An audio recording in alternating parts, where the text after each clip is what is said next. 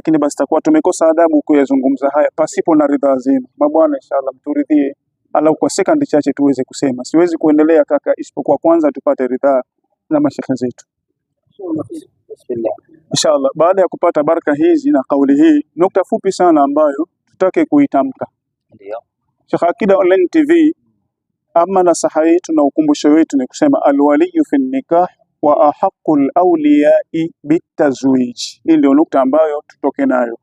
Alwaliyu fi nikah, msimamizi wa ndoa katika, maanake msimamizi katika ndoa, wa ahaqul awliyai bitazwij, na mwenye haki ya kuozesha. Ama kwa nini tunaiwasilisha topic hii na mada hii? Tunaiwasilisha kwa sababu ndoa leo zinafungwa kila kuchavyo. Lakini je, wale wanaofungisha wametimiza vigezo na masharti? Ili eneo utoke nalo. Ndio.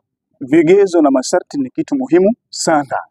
Sasa ikiwa alwaliyu fi nikah wa ahaqul awliyai bitazwij, mara nyingine tunakutana na baba wa nje ya ndoa na yeye ametoa mishipo ya shingo kwamba nataka kufanya nini? Kuozesha.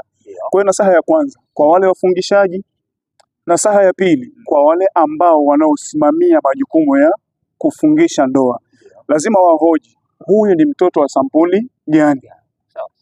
Kwa hiyo wakati hili pia tunaliendea na wewe kumbushika, ukiambiwa huyu una haki ya kumsimamia ya kuozesha, basi pia tambua kwamba huyu si husiki kumuozesha, badala yake atafutwe nani anayestahiki kuozesha.